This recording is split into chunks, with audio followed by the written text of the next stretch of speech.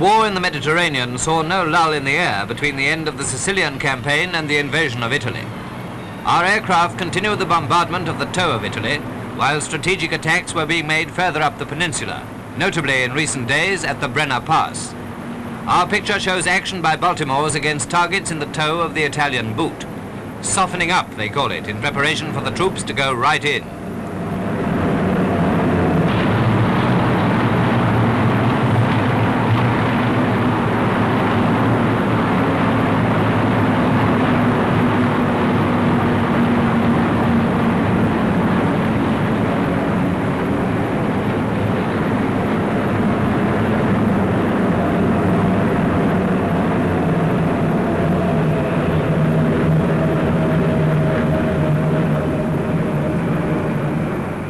In Sicily, General Sir Bernard Montgomery gave a final address to men of the 8th Army.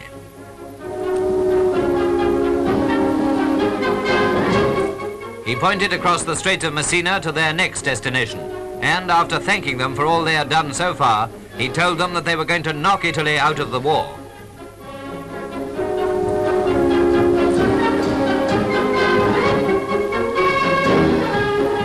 Naturally, we only get a glimpse of the great concentration effected in Mediterranean ports, but we can be sure our plans have been powerfully laid.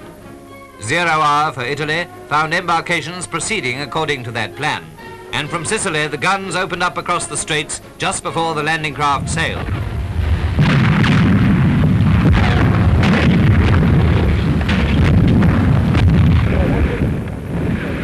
By the first light of dawn, the invasion force was on the way. In comparison with anything we might have imagined even 6 months ago, the crossing and the landings were virtually unopposed. There was some opposition, of course, and there were some casualties, as we shall see. But the Italians were, at the best, only half-hearted, and once again the Germans appeared to have deserted them, in the south at any rate. A number of troops made the crossing without even getting their feet wet.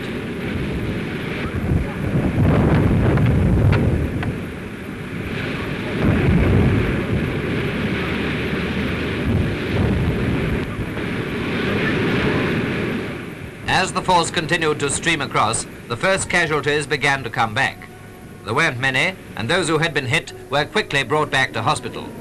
All the same, these first landings were a sign of bigger things to come, and no one here underestimates the cost of beating down our enemies in Europe.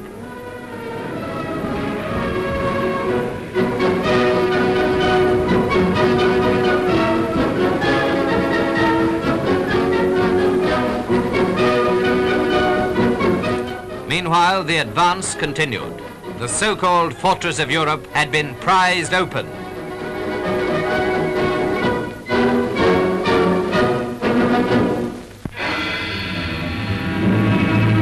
So Italy